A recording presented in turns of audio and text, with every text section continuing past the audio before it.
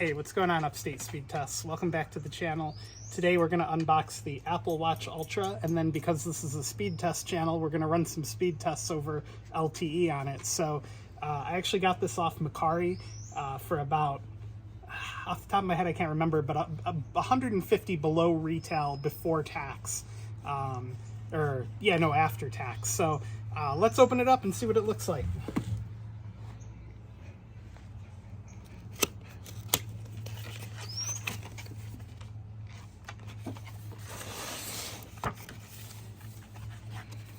So you got this really awesome looking, outdoorsy, rugged looking brochure that it comes with.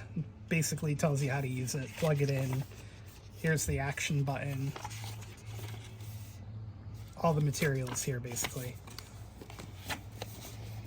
And then here's the watch itself. We'll come back to that in a minute, so make sure you watch till the end. Here's the medium loop. I'm not sure this is going to fit me, so I may have to, I have another band coming anyway, but it's coming direct from China. It's a titanium band. This is the, whatever the band's called that comes with it. So here's the band itself. There's no way that's going to fit me. It might. Anyway, so yeah, there's the band. This is just the standard like cloth band that it comes with. More documentation. And this just explains how to install the watch band. Basically it just slides into place. No big deal. All right, so let's open up the watch itself here. Now, I upgraded to the Ultra for the better battery life. I like to wear my watch to sleep at night so that I get the health data, like the sleep data. And these boxes are cool. They basically just have a paper tab that you rip off. I like to wear it to bed at night for the watch data, the sleep data. And my current watch, I have to charge it like twice a day if I wear it to sleep, I feel like. So there's this is the ceramic Apple Watch Ultra.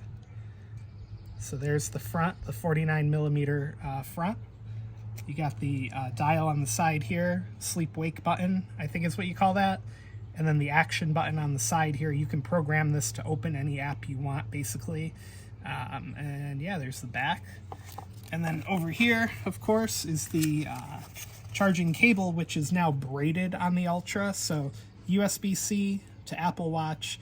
And this part here is thick because this is a fast charging cable, so hopefully you can get some decently fast charging times out of it. And then on the front here, designed by Apple in California, and it gives you the GPS coordinates to their headquarters in California, that loop of a building, spaceship campus. So that's our unboxing of the Apple Watch Ultra. Now let's go run some speed tests, right? All right, guys, it's a couple hours after the unboxing. We're here in downtown Binghamton. The Verizon macro site is right up there, along with the T-Mobile site. And let's run a speed test on the Apple Watch here. All right, so here is the, this is the Apple Watch Ultra again. And we're going to run, this app is called Speed Check. It's literally one of the only apps I could find that'll allow you to run speed tests on the Apple Watch. And you know, I'm not sure how much I trust its accuracy, but it's the best I could do. So let's run that test right now. Give me 1 second. I got to press the button. All right, so here we go.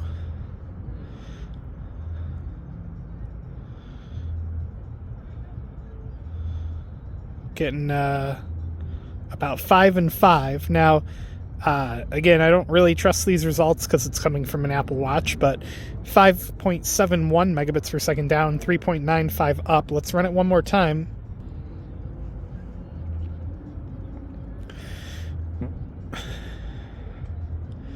Now, I have seen where the Apple Watch on Verizon is pretty much capped at 8 megabits per second.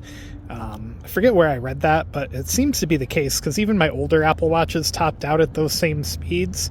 Now, indoors, on the same sector up here, Verizon gets about 120-ish to 150-ish down on low-band 5G. As you can see on the rack over there, there's no mid-band equipment yet. and T-Mobile has the site up there as well. So there you go, guys. There's a speed test on the new Apple Watch Ultra that I just got. Click subscribe down below, give the video a thumbs up, and we'll see you in the next one.